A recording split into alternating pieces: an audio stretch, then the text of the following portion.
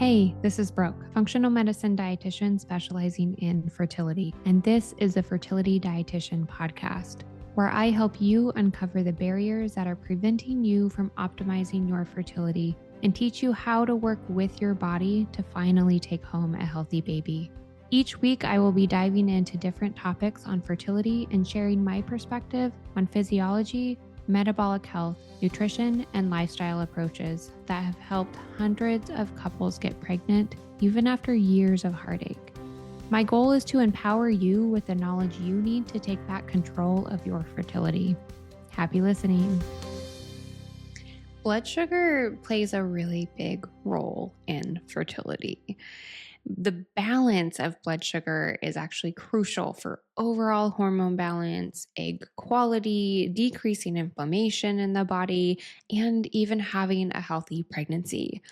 When you think about the role that glucose or sugar plays in energy creation in our body, it makes a lot of sense. Remember that every step of the fertility puzzle, from creating hormones to building our lining to ovulation, fertilization, implantation, every step of this fertility puzzle is very energy intensive. So, if there are barriers in how this energy is being created, there will be barriers in how it's being used for fertility also. Okay. Most don't realize that symptoms of irregular blood sugar can show up in cycle irregularities. So, irregular ovulation timing, for instance, but it can also show up in symptoms outside of ovulation throughout our cycle, too. So, pain, for instance, can be associated with imbalanced or irregular blood sugars.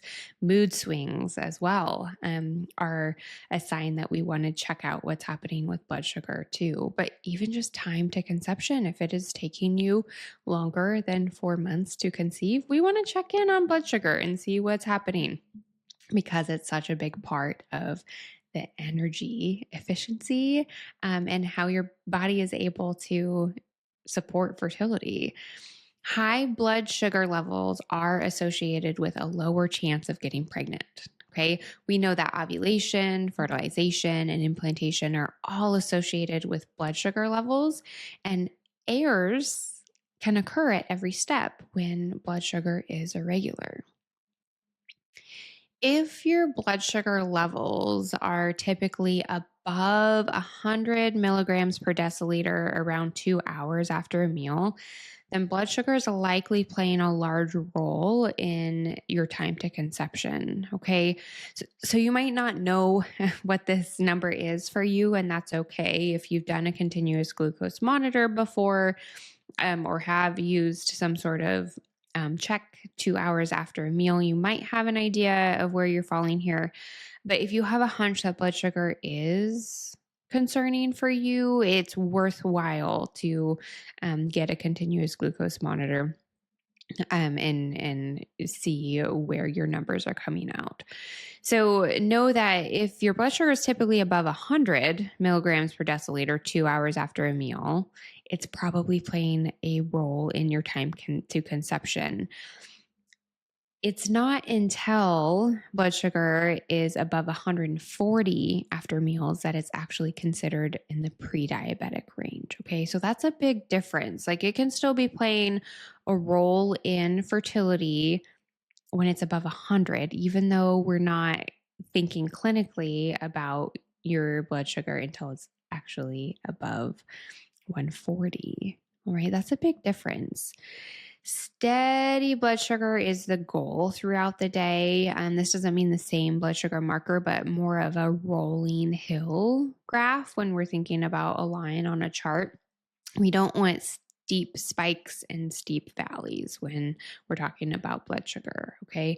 Highs and low blood sugars, highs and low blood sugars are important to avoid.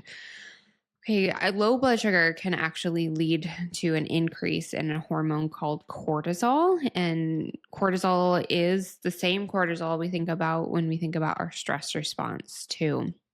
Cortisol drives the breakdown of blood sugar stores, which are called glycogen, and lives in our muscles and our liver. But this is an important process. And if it's happening occasionally, it's not a big deal because it's how our body keeps us alive. But if you're consistently living off of cortisol, this is a big red flag to your body that it's not safe enough to support fertility. So your blood sugar is getting too low too often, and it's having to kick into survival mode to keep that blood sugar stable for you. We'd much rather you live off of food than cortisol, right? That's going to send more of the signals to your body that it's safe and it's nourished and it's able to produce the abundance of energy that's necessary to support fertility. We also know that high cortisol increases insulin resistance, okay? And this, friends, is one very important reason that we don't want to over restrict carbs. Carbs are the primary fuel of choice for our cells. And even though we can learn to use other macronutrients for fuel, like protein and fat, it's not without negative metabolic side effects, especially for women's health, especially in our modern day environment. There is so much more to this story, which is why it's important to work with someone that really understands this basic physiology of cellular energy and metabolism, because blood sugar can actually be imbalanced and be occurring at a cellular level for a decade before it's showing up in our more standard blood tests, like our fasting glucose or hemoglobin A1C even. Okay, this means that it can be influencing hormone balance and ovulation and egg quality long before your doctor is saying it's a concern. Okay, this is again where optimal labs and diving a little bit deeper into what's actually happening with insulin response and blood sugar at a deeper level is going to serve you well in kind of uncovering those barriers that are getting in the way of how your body is able to create that energy and support fertility. Blood sugar regulation is crucial for egg quality and a healthy pregnancy. And research shows that women with recurrent pregnancy loss are 3 times more likely to have insulin resistance. Okay, and insulin resistance is important because insulin is the hormone that helps us unlock our cells and allow that blood sugar in, which plays a really big role in how we're managing that sugar in our blood and able to pull that sugar into our cells to support that energy creation and energy needs that fertility and hormone health need. The majority of gestational diabetes diagnoses are actually thought to be a result of undiagnosed insulin resistance before pregnancy even happens. Okay, so not only getting pregnant, but the health of your baby and your pregnancy is blood sugar has a really big role on all of that, all of the steps of fertility and pregnancy are going to be impacted here.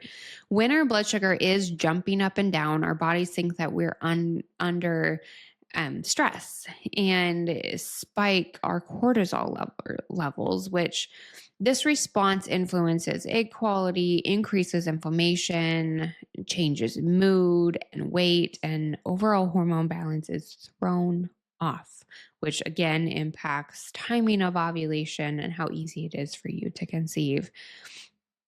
If our body remains under stress, it definitely leads to more irregular periods, more erratic mood, more sugar cravings, energy swings with eating, and even trouble sleeping, which is another big part of how we want to be supporting fertility as a whole, is making sure we're getting plenty of good quality sleep, which can be really hard when we're having blood sugar challenges. All right, so you might be wondering, what can we do to help support our blood sugar? Well, starting here is a really good place to start. These next tips are going to be really helpful at helping level out that blood sugar throughout the day, so you get more of that rolling hill graph versus that steep spikes and valleys, and that we want to avoid in managing our blood sugar. So first, starting your day with a protein-rich breakfast, aiming for 30 to 40 grams of good quality protein is the goal. including protein, complex carbs, and fat in all of your meals. So we don't want to have meals that are really carb heavy, especially refined carbs. We want to focus on complex carbs, making sure there's plenty of protein alongside those carbs, and healthy fats as well. Carbs need friends, and friends for carbs are protein and fat. It's going to help balance out that blood sugar, as well as give your body the nutrients that we're going for supporting fertility. We also want to be increasing fiber. So complex carbs are naturally going to be higher in fiber than our refined carbs, but we can think about berries and starchy veggies, and also our non-starchy veggies too, like our dark leafy greens, for instance. Things like bell peppers and carrots are also going to be contributing to fiber as well as our nutrient intake. But the fiber piece is going to help slow down that rise in blood sugar, help level out, give you kind of that steady Eddie blood sugar that we're going for throughout the day. We also want to be eating consistently throughout the day. So if you have one large meal and then you're waiting 6 hours to eat another meal, your blood sugar is going to drop. You're going to start getting that cortisol rise to help your body bring that blood sugar up before you eat in that time frame. So we want to eat more consistently, and even incorporating weight training is a really, really helpful way to help manage blood sugar throughout the day. Building muscle, using muscle is all going to be helpful. Muscle can be thought of as like a glucose mop, if you will. It helps clear up excess blood sugar, and helps our body have an easier time of managing blood sugar throughout the day. So eating to keep your blood sugar stable won't only decrease stress in your body, it will actually allow your body to benefit from more progesterone also, instead of using more resources to make too much cortisol. Okay. It is taxing on our body to go into our fight or flight mode. And when our blood sugar drops too low, we are going into fight or flight mode, raising that cortisol because our body needs to help us survive by increasing that blood sugar on its own. And then we steal away resources from things like maturing follicles and supporting that good quality egg that is going to then help us create plenty of progesterone too. So as a follicle matures, you're also nourishing how that progesterone pattern is going to look post-ovulation too, because our follicle turns into what's called a corpus luteum, which is then what secretes that progesterone throughout our luteal phase. And this is a really big part of conception, being able to get pregnant. So if there's so much stress going on with blood sugar management throughout our cycle, that follicle is going to definitely be negatively impacted. Our progesterone levels are going to be negatively impacted. And we want progesterone not only to help us get pregnant, but also because it stabilizes our mood and it decreases inflammation. It helps us feel overall happier and just be a healthier person. And we could all use more of that, right? So it starts with blood sugar management in a lot of ways here.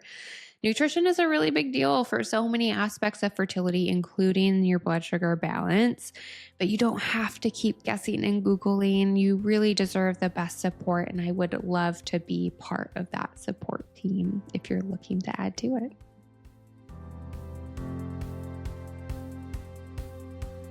Thank you for listening to this episode of the Fertility Dietitian podcast. If you enjoyed it, please leave a review to let me know what topics you want more of or less of. If you want to keep learning, subscribe at Apple Podcasts, Spotify, or wherever you listen to podcasts. Check out my website for more info on my private coaching program, Master Your Fertility, or my membership community, Fertility Blueprint. And don't forget my digital store. Come say hi on YouTube and Instagram. See you in the next episode.